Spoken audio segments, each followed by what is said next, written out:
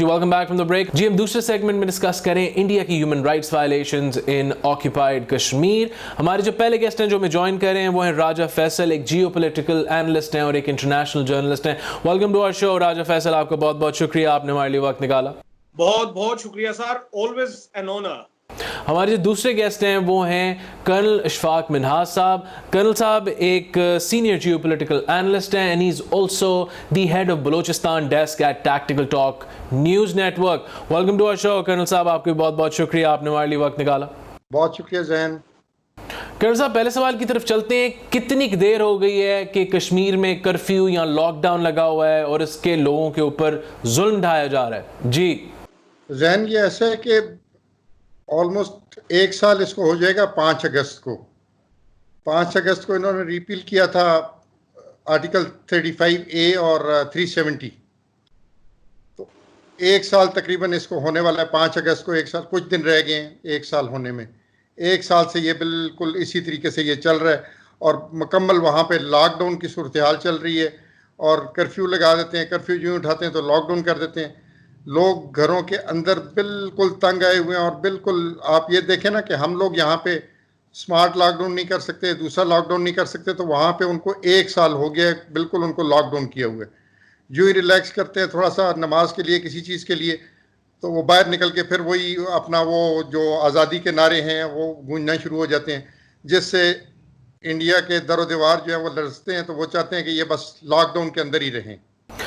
राजा फैसल आपकी तरफ आते हैं। इंडिया अचीव क्या करना चाह रहा है ये सब करके कश्मीर में? देखिए, मैं पहले सबसे थोड़ा सा इसको टेक्निकली बात करूंगा कि ये कब से कर्फ्यू चल रहा है। तो आई वुड से कि 100 साल से चल रहा है, कोई एक साल से नहीं चल रहा, 100 साल से चल रहा है। अगर आप इसी महीने की बात लें तो अभी 13 तारीख गुजरी है।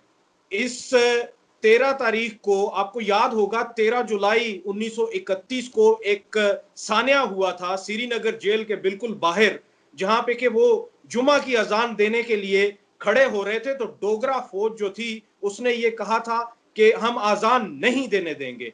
तो 22 नौजवानों ने एक एक करके खड़े होके अपनी जानें दे के आजान पूरी की थी। 22 नौजवान, एक मरता था दूसरा खड़ा हो जाता था, दूसरा मरता था तीसरा खड़ा हो जाता था, लेकिन उन्होंने आजान पूरी दी थी।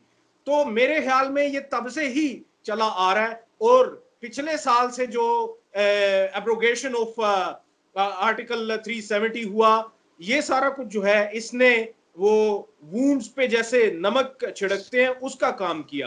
तो मेरे ख्याल में अब क्या मसला है कि ये अचीव इससे ये करना चाहते हैं, जो एक्स्ट्रा इन्होंने इस पे वो जो लॉज को खत्म कर दिया वहां पे, इससे ये अचीव करना ये चाहते हैं कि वहां की डेमोग्राफिक्स को चेंज करना चाहते हैं। वहां पे जो मुसलमानों की आबादी ज्यादा है उसको ये कम करना चाहते हैं, ताकि अगर इन फ्यूचर उनको यूएन की जो रेजोल्यूशंस हैं उनके तहत वहां पे कोई प्लेबिसाइट करवाना पड़े तो उस प्लेबिसाइट में मेजॉरिटी मुसलमानों की ना हो और डिसीजन जो है वो इंडिया के हक में चला जाए।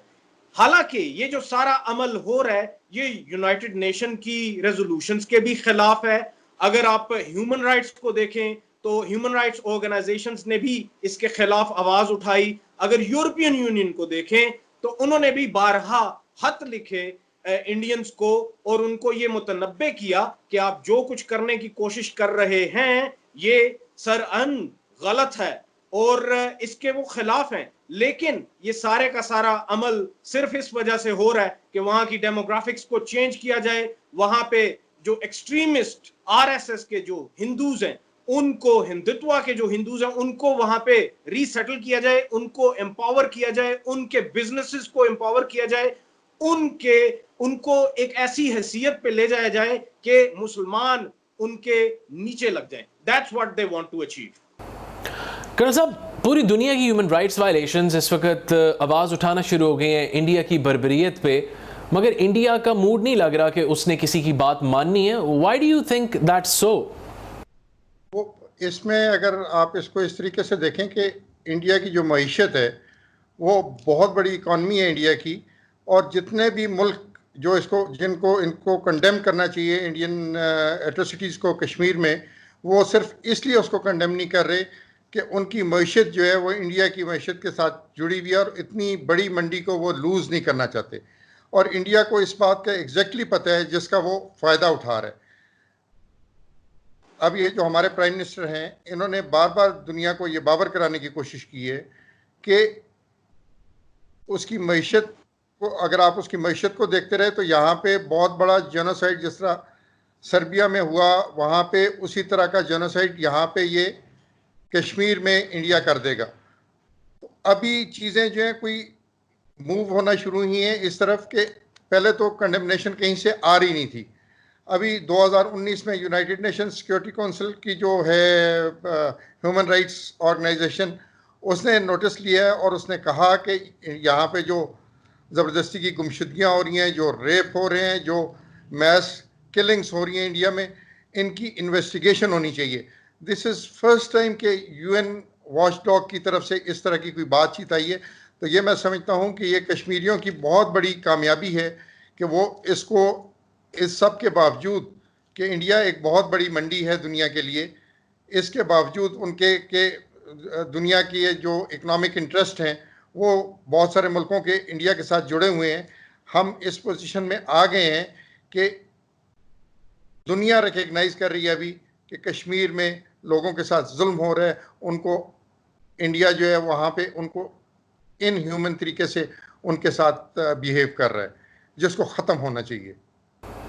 कर्नल साहब, आपने बजा फरमाया, मगर आपको क्या लगता है कि क्या ये भी एक वजह नहीं है कि इंडिया में एक फैशिस्ट एक शख्स इलेक्शन जीत के पावर में आ गया है और वो अपने ब्रवाडो में और एरोगेंस में किसी की भी बात नहीं मानना चाहता?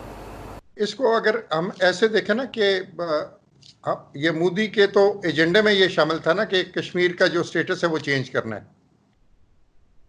तो इन्होंने वो अपने एजेंडे के मुताबिक काम किया। इन्होंने 1 साल पहले काम करना शुरू कर दिया, बल्कि 2 साल पहले 2018 में जिस वक्त गवर्नर रूल लगा, वहाँ पे असेंबली की डिसोल्यूशन हुई और गवर्नर रूल इन्होंने लगा दिया। तो उस वक्त से ये इसी तरफ जा रहे थे कि ये यहाँ से गवर्नर रूल लगा के, लोगों का ख्याल था कि ये इलेक्शंस की तरफ जाएंगे, तो वो इलेक्शन की तरफ जाने के बजाय वो गवर्नर रूल से बिल्कुल उन्होंने आर्टिकल 370 को ही रिवोक कर दिया। लोगों को तो उम्मीद ये थी कि अभी फ्रेश इलेक्शंस होंगे, लोग तो उस तैयारी में थे। फ्रेश इलेक्शंस को छोड़ के उन्होंने सारी जो कश्मीरी क़यादत थी, जो इंडिया के लिए भी सॉफ्ट कॉर्नर रखती थी, जो जिस तरह नेशनल कांग्रेस है या महबूबा मुफ्ती है, तो ये लीडर्स जो इंडिया के लिए सॉफ्ट कॉर्नर रखते थे, ये भी इतना इनको एंटागनाइज किया कि ये भी इंडिया से इनका भी दिल भर चुका है। ये भी अभी आज़ादी की बात करते हैं। दे एग्जैक्टली नो कि we have no future with India. Raja Faisal, Christian minority और मुस्लिम माइनॉरिटीज़ और सी जो दीगर माइनॉरिटीज़ हैं इंडिया में, वो लिंच हो रहे हैं, उनके ऊपर अटैक्स हो रहे हैं, हिंदुत्वा एक्सट्रीमिस्ट अटैक कर रहे हैं प्लेसेस ऑफ वर्शिप के ऊपर भी। क्या आपको लगता है कि ये जो सब हो रहा है, it is the result of the failed policies and the high handedness of Modi's government? देखिए, I would always say that they are as ruthless or as dangerous for the world right now as we had Hitler in 30s. Hitler की भी यही policies थी, उनका भी यही जो उनकी जो जमात थी उनका भी यही तर्ज अमल था। वो हेट प्रमोट करने आए थे, यही मोदी भी प्रमोट करने आया है। आरएसएस, हिंदुत्वा, ये जो पॉलिसीज हैं सारी की सारी, ये असल में इंडिया में महाभारत चाहते हैं। वो महाभारत जिसमें के बर्मा की भी ये जमीन चाहते हैं, बांग्लादेश भी चाहते हैं, पाकिस्तान भी चाहते हैं, ऑफ कोर्स कश्मीर भी चाहते हैं, नेपाल भी चाहते हैं। ये सब की तरफ है जो मॉनिक होना चाहते हैं, और ये चाहते ये हैं कि एक महाभारत बनाया जाए जो कि हम पे मुसलमानों के कब्जों से पहले का जो भारत था हम वो हासिल करना चाहते हैं। लेकिन इनको ये समझ होनी चाहिए कि इस तरह की अब चीजें नहीं चल सकती। साल हा साल से, सदियों से ये इस हित्ते में बहुत सी तब्दीलियां आ चुकी हैं, इनको एक्सेप्ट करना चाहिए। और अगर बात की जाए क्रिश्चियंस पे, अगर बात की जाए मुसलमानों पे, तो साथ बात करनी पड़ेगी सिखों के बारे में भी, और साथ बात करनी पड़ेगी दलित के बारे में भी, जो कि हैं तो हिंदूज लेकिन लो कास्ट हिंदूज हैं, और वो इनके लिए अछूत हैं, अनटचेबल्स हैं, जिनके बारे में ये कहते हैं कि ये लेसर ह्यूमंस हैं। तो ये इंतहाई इनका ये नहीं, ये रिलीजन से भी बढ़ के कोई आगे से कोई उस तरह की नफरत भरी चीज ये आगे लेके आना चाह रहे हैं। और यहां मैं एक चीज ऐड करता चलूं, ऑर्गेनाइजेशंस की बात हुई, कर्नल साहब ने बहुत अच्छा एक्सप्लेन किया, लेकिन एक चीज मैं ऐड करता चलूं कि मुसलमान कंट्रीज की जब बात आती है तो वो मुसलमान कंट्रीज भी उस तरीके से कश्मीर पे बात नहीं करते। शायद उसकी जो सबसे बड़ी वजह यह है कि वो खुराक के मामलात में वो इंडिया पे रिलाय करते हैं। उनके कंट्रीज में अपने यहाँ खुराक जो है उसका बहुत बड़ा मसला है और उनकी ट्रेड डील्स हैं इंडियंस के साथ, तो इंडियंस इस चीज का फायदा उठाते हैं। यस, कर्नल साहब ने बहुत अच्छा बयान किया कि इंडिया एक बहुत बड़ी मार्केट है। इसके साथ साथ हमें दो और चीजों को देखना पड़ेगा। एक ये कि जब से ओबामा का इंडिया विजिट हुआ था, उस ओबामा के इंडिया विजिट के बाद हमें क्या देखने में आया कि अचानक से Google, YouTube, Facebook, Twitter, Instagram सब के सब जो हैं उनमें बहुत ज्यादा पेनिट्रेशन इंडियंस की शुरू हो गई। वो एक मुआहदे के तहत हुआ था। अमेरिकन को चाइना को काउंटर करने के लिए कोई ना कोई इस खित्ते में चाहिए था, जो कि साउथ चाइना सी में चाहते थे कि कोई हमारा साथ दे। इंडियंस उन्होंने हामी भरी और उसके साथ फिर सालाना जो एक जॉब्स का कोटा होता है आईटी रिलेटेड, उसमें से उनको शेयर मिलना शुरू हो गया और इस तरह से उन्होंने अपनी इंपॉर्टेंस गेन कर ली। जो चाइना और यूएस के बीच में जो लड़ाई चल रही है, it has everything to do with US relations with India, और इंडिया के यूएस के साथ वो रिलेशंस बेसिकली इंडिया को इस एरिया में अपनी हेजेमोनी बरकरार रखने में मदद देते हैं। तो दुनिया को इस बारे में भी सोचना चाहिए। कर्नल साहब, मोदी की हाई हैंडेड पॉलिसीज ने, जैसे हमने पहले भी फरमाया और राजा फैसल ने बिल्कुल ठीक इसमें ऐड अप किया, ने बहुत सा हार्म कॉज किया, बहुत सा नुकसान दिया इंडिया को। आप ये देखें कि जो इंडिया और चाइना का जो क्लैश रिसेंटली हुआ है, क्या आपको लगता है कि वो भी इंडिया के बर्बाडो और एक एरोगेंस का नतीजा निकला, यानी कि इंडिया ने अपने ही दुनिया में ये सोच बैठे थे इंडियंस और इंडिया के जो पॉलिसी मेकर्स हैं कि जी हम सबको रोंद डालेंगे, तो वो डायरेक्ट जाके चीन से टकराए हैं और अब उनको एम्बैरसमेंट का सामना करना पड़ा है। ये जो रिसेंट एस्केलेशन हुई है इंडिया और चीन के दरमियान, इस पर भी थोड़ी सी रोशनी डालें इन सब चीज़ों को मद्देनजर रख के। जी, इसमें जहन ऐसा है कि हमें इसको इस तरीके से देखना है कि जो दौलत बेग वाला जो सेटअप है, गैरजन है इंडियंस का, यहाँ पे ये लद्दाख के बीच में, तो लेह से लद्दाख का जो फासला 6 दिन में तय होता था, वो इन्होंने रोड बना के उसको 6 घंटे में कर लिए। तो वहाँ पे उन्होंने अपना जो गैरजन है, गैरजन का साइज़ भी वहाँ पे उन्होंने बढ़ा दिए, ज़्यादा ट्रुप्स वहाँ पे उन्होंने रख दी हैं। तो ये जो एक्टिविटीज़ वो कर रहे थे, तो इसको तो चाइना ने इग्नोर किया, इसमें ज़्यादा इंटरफेरेंस उसने नहीं किया। लास्ट ईयर थोड़ी सी इनकी एक स्किर्मिश हुई थी और उसके बाद बिल्कुल वो खामोशी थी। लेकिन अभी जिस वक्त मोदी ने ये इसका स्टेटस चेंज कर दिया, तो उसको यूनियन टेरिटरी में अक्टूबर 2019 में यूनियन टेरिटरी डिक्लेयर कर दिया लद्दाख को। तो Ladakh is disputed between China and India. It is a disputed territory जिसके बीच में से लाइन ऑफ एक्चुअल कंट्रोल गुजर रही है। तो इस वजह से चाइना ने कहा कि ये अभी बहुत हो गई है, ये बहुत आगे निकल गए। वो बात आपकी बिल्कुल ठीक है कि अगर ये बेवकूफ़ी ना करते मोदी वाली सरकार जो है, तो ये शायद इस तरीके से बात ना होती। ये अगर उसका आर्टिकल 370 रिवोक ना करते तो ये इतनी बात आगे ना निकलती, यहाँ तक ही रहती। जिस तरह पहले रिस्ट्रेंट किया हुआ था चाइना ने, अभी भी वो रिस्ट्रेंट करता। ये मोदी की हाई हैंडेडनेस और इसकी वो जो पॉलिसीज़ हैं, वो इनको इस तरफ लेके गई हैं कि जहाँ पे ये एक्सपोज भी हो रहे हैं एक बड़ी पावर के साथ स्ट्रगल में, जो इनकी टक्कर की ताकत है, और उसमें इनको शर्मिंदगी भी हो रही है, ह्यूमिलेशन भी हो रही है। अभी वो कोशिश कर रहे हैं कि किसी तरीके से उसमें फेस सेविंग इनको मिल जाए और वो वहाँ से निकल आए। राजा फैसल, आप एक जर्नलिस्ट भी हैं और एक एनालिस्ट भी हैं, आप अपने सोर्सेस से भी हमें बताएं कि ये जो बात अब इंडिया में डिसएंगेजमेंट की हो रही है कि जी चीन छोड़ के चला गया है, मामलात बिल्कुल ठंडे हो गए हैं, कि आपको नहीं लगता कि ये मोदी फेस सेविंग के लिए इंडिया में ये प्रोपेगेंडा फैला रहा है? जी देखें, ये फेस सेविंग के लिए आपने बिल्कुल दुरुस्त फरमाया, ये सारे का सारा प्रोपेगेंडा हो रहा है। चाइना जहां तक आया उसने ये क्लेम किया कि legally this is where we should be, इस वजह से हम यहां पे आए हैं। चाइना वहां से बिल्कुल वापस नहीं किया। हाँ, इंडिया की वहां पे बिल्कुल प्रेजेंस नहीं है। रिसेंटली आपको याद होगा, मैंने एक इंडियन कर्नल है, कर्नल शैलेंद्र सिंह, उनका मैंने इंटरव्यू किया। उसमें मैंने, क्योंकि उनका मैं इंटरव्यू करने का मकसद ये था क्योंकि उन्होंने 90s के एंड पे सर्व किया था गलवान वैली में, तो मैंने उनसे काफी सारी चीजें पूछी इसी से रिलेटेड, और उन्होंने मुझे बताना शायद नहीं चाह रहे थे, लेकिन मैं जरा हंसमुख हूं तो वो काफी सारी चीजें बीच में बता गए। तो मेरा नहीं ख्याल कि इंडिया को पता है कि जहां पे चाइना आ गया है, ये यहां तक इनके क्लेम्स थे। इंडियंस जो हैं बेसिकली वो आगे बढ़ ही नहीं रहे उसकी सबसे, और जहां पे मोदी जी गए हैं वो तकरीबन 265 किलोमीटर दूर एक जगह थी जहां से वो होके आ गए हैं, सिर्फ और सिर्फ एक मीडिया स्टंट करने के लिए वहां पे गए थे, ताकि लोगों को ये बताया जाए कि हम लोग जो है वो बिल्कुल वापस पहुंच गए और हम लोग बिल्कुल ठीक जा रहे हैं। हालांकि ऐसा बिल्कुल नहीं है। सबसे पहली बात तो ये है कि चाइना की तरफ से कोई डेथ्स नहीं हुई उनके सोल्जर्स की।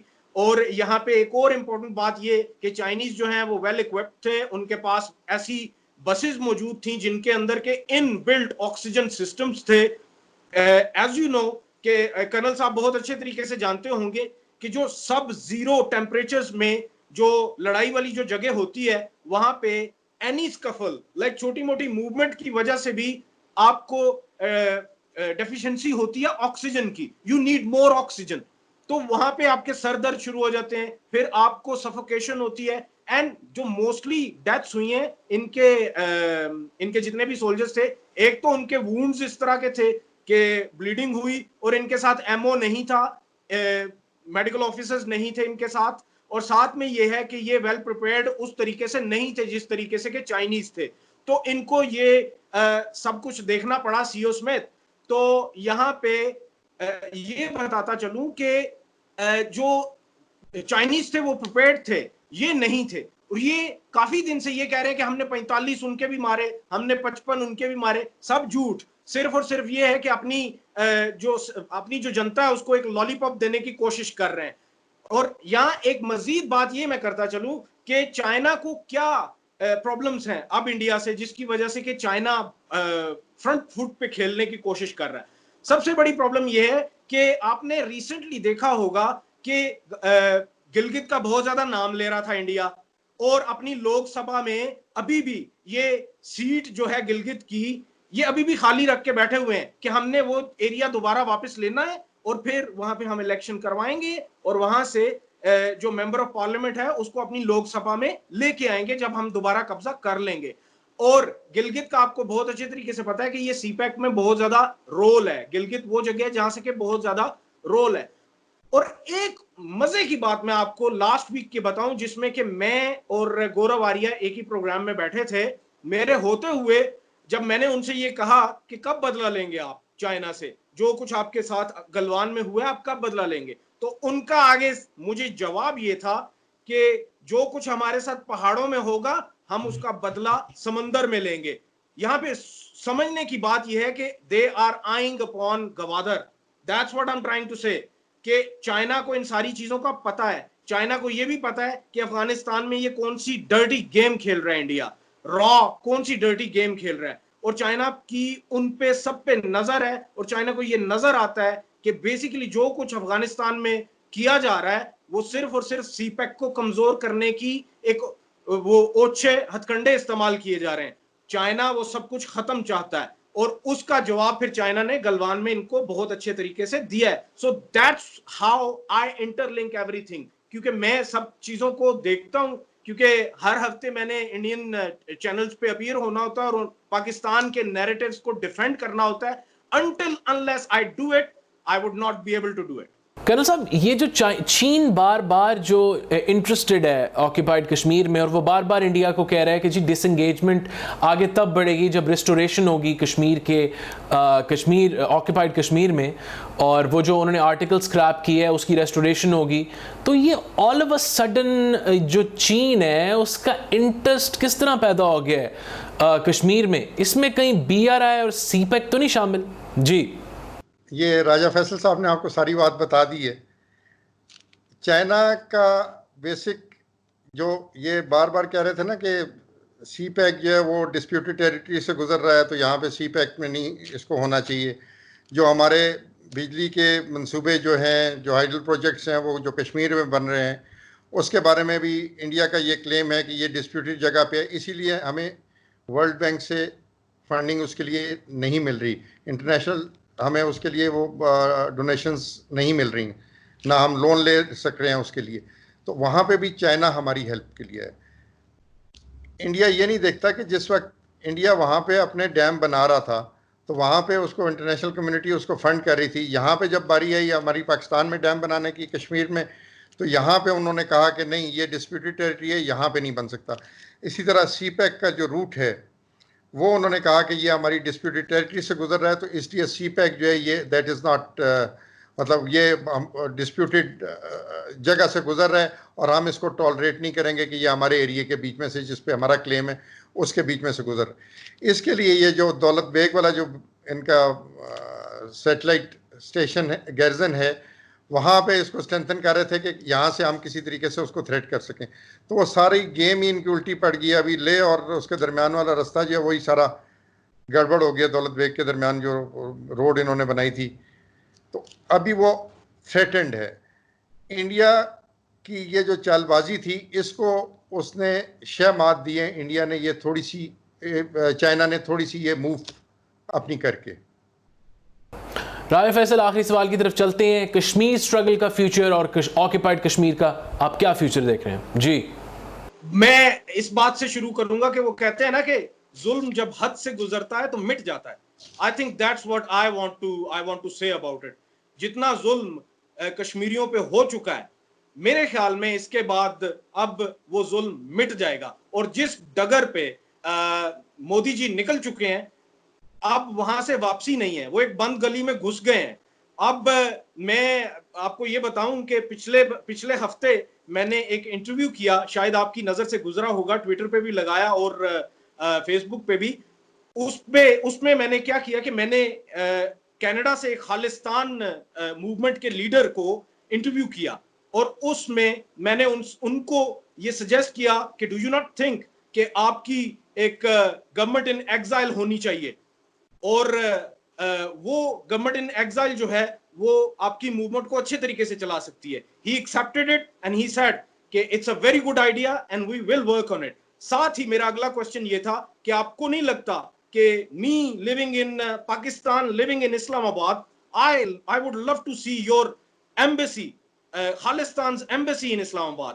Do you not think that it's the right time to do it? That if you are going for a government in exile, why not going for an embassy as well in Islamabad, in biggest capitals of the world, the capitals that matter so much. और साथ में ये है कि European union के next door भी आप बनाएं, फिर साथ में ये है कि आप यूनाइटेड नेशन की गली में बनाएं, ताकि सबको पता चले कि आप रेडी हैं। अगर इंडिया ये करेगा ना, अगर यहां से नहीं हटेगा, तो अब इंडिया को खालिस्तान भी देखना पड़ेगा, अब इंडिया को चिकन्स नेक भी देखनी पड़ेगी, और चिकन्स नेक के साथ जो चिकन्स की मुंडी है ना, वो भी सारी देखनी पड़ेगी। फिर साथ में हमें ये देखना पड़ेगा कि मुंडी तो लदा हो गई है, फिर बीच में जो चिकन की वो जो विंग्स और सारा कुछ जो है ना, वो फिर देखते हैं कि उसका क्या बनता है।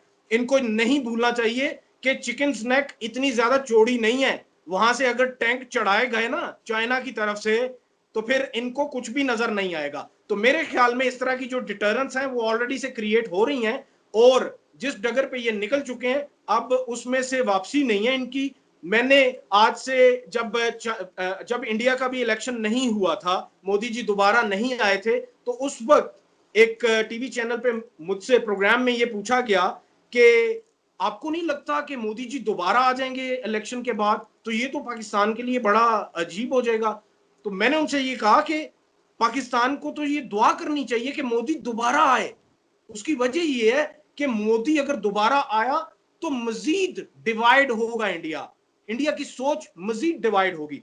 And result is in front of you. Whatever is going on in India, we could have never imagined कि जिस तरह की चीजें मोदी ने खुद से क्रिएट कर दी हैं, अब हम शायद उस तरीके से ना कर पाते। तो बहुत अच्छा हुआ कि मोदी आया और बहुत अच्छा होगा आने वाले वक्तों में। सो हमें पॉजिटिव रहना चाहिए इस बारे में। Colonel Ishfaq, any last words ताकि हम रैप अप करें प्रोग्राम को? जी देखें, ये मैं इसको इस तरीके से देखता हूँ कि जो हमारा स्टेटेड स्टांस है कि कश्मीर का जो रेजोल्यूशन है वो कश्मीरियों की मर्जी के बगैर नहीं हो सकता। उनके ऊपर ना इंडिया थोप सकता है, ना कोई और मुल्क उनके ऊपर थोप सकता है। जो जब तक कश्मीरी खुद ना चाहें कि वो अपने लिए खुद क्या चाहते हैं, जो वो चाहेंगे पाकिस्तान उसको सपोर्ट करता है और वही होगा। ये जो यूएन की रेजोल्यूशंस हैं बिल्कुल उसके मुताबिक। अभी जो जिस मरहले पे तहरीक आज़ादी जा चुकी है, इसको बाहर से किसी और फ्यूल की ज़रूरत नहीं है स्वाय हिंदुत्व के, जो मोदी के पास बहुत ज़्यादा है और वो इसको जितना ज़्यादा करेगा इतना ज़्यादा इसको फ्यूल मिलेगा, इसको ताकत मिलेगी, इसको नई जहतें मिलेंगी और ये उतनी तेज़ी से भड़केगी। और ये आग जो है ये जितनी तेज़ी से भड़केगी आज़ादी की, इतनी तेज़ी से इंडिया के डिसइंटीग्रेशन होने का जो अमल है वो स्टार्ट होगा। जिस तरह राजा फैसल ने कहा कि खालिस्तान और इसके अलावा भी वो बहुत से बोडोलैंड जहाँ जहाँ पे आज़ादी की उनकी तहरीकें चल रही हैं, वो उनके लिए ये एक कश्मीर की आज़ादी जो है ये उनके लिए एक कैंडल होगी, एक बिल्कुल एक कप होगा, उनके लिए एक विक्ट्री का निशान होगा कि अगर कश्मीरी ले सकते हैं आज़ादी तो हम लोग भी इंडिया से आज़ादी ले सकते हैं। Thank you so much colonel Ishfaq Minhas, it was a pleasure having you at Weekly Report. Jain भाई बहुत शुक्रिया आपका और आई एम ऑनर्ड कि आपने मुझे याद रखा। Thank you very much. Thank you so much, Raja Faisal. It was a pleasure having you on Weekly Report. Jain आपका बहुत बहुत शुक्रिया और बहुत अच्छा इंटरेस्टिंग एक टॉपिक था। I would love to come again in your program. आखिरी सेगमेंट की तरफ हम जा रहे हैं। इस वक्त आखिरी सेगमेंट में हमने उज़ैर बलोच की जो JIT निकली है उसके ऊपर डिस्कस करना है, उसकी कानूनी हैसियत डिस्कस करनी है,